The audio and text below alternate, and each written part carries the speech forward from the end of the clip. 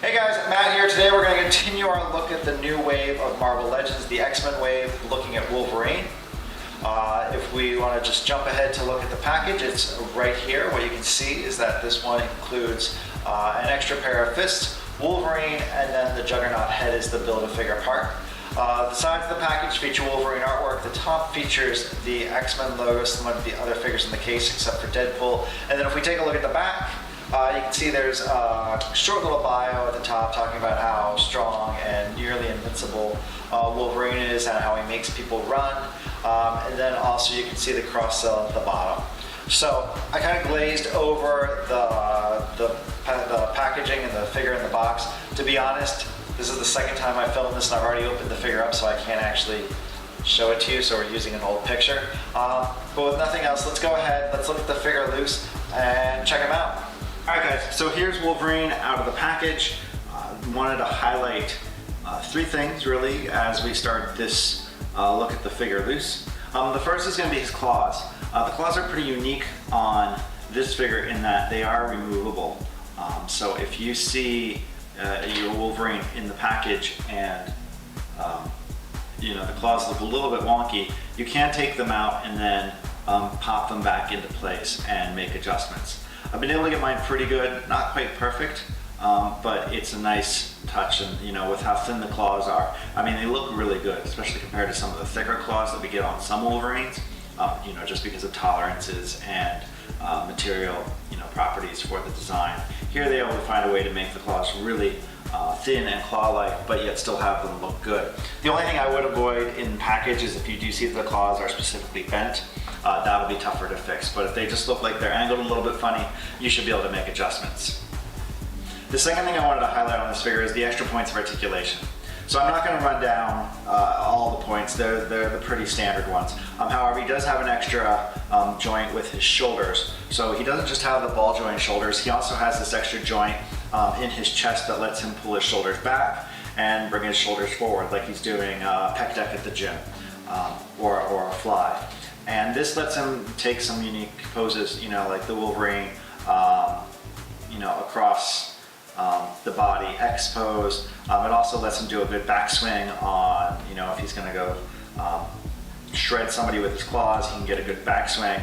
It really adds some nice options as far as posability.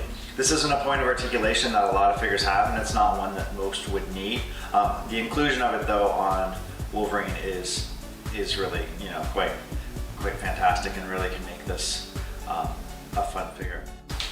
So the third thing I'd like to highlight is with regards to Wolverine's size. So he is going to be smaller than your average male Marvel Legends figure, which makes sense considering that Wolverine has always been depicted as a short, sort of stocky dude. So I'll just stand him up straight here, and then I have Rogue off to the side for a quick comparison. And you'll see that Rogue, you know, she stands a solid half a head taller than Wolverine. And you know, Rogue isn't, you know, the tallest of Marvel Legends figures either. So you can see that it was a nice touch to give him that smaller body size, which really helps add to the look of the character. And if you put Wolverine up in a fight against, say, the Hulk or the Juggernaut, the slightly smaller size will also go to make that that little battle scene look even a little bit better. But that's a nice touch. One other thing about the sculpt that I wanted to mention was his face. So it's good, but it's a very neutral expression. It would have been nice if there would have been a second head in the package that, you know, gives him a little bit more of the berserker rage, or a little bit more of a less, even just a less neutral expression. Here Wolverine's just sort of okay with whatever's going on. It's good, it looks fine, but I don't know, I would have liked a little bit more expression.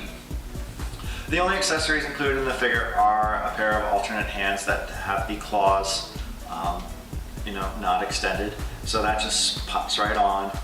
It's, you know, it's a nice touch.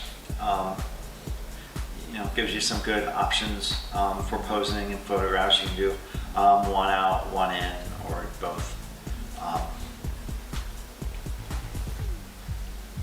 Both right there. I mean, I've had a ball with this figure. You know, after the Toy Biz era, I'll say that I never thought I'd really want to buy another Wolverine figure, but this Marvel Legends Wolverine is quite good.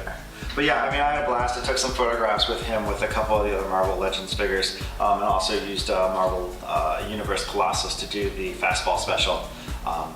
Really cool, really fun. You know, this whole case of X-Men Legends is really turning out to be top notch. I've enjoyed everyone I've looked at. So far, we reviewed Rogue, Jean, Deadpool, now Wolverine. I think Cable will be next. So stay tuned. Thanks for watching and have a great day. Here's a red snaggletooth. Now there's something really cool with the boxes this time. Now I didn't get a red snaggletooth.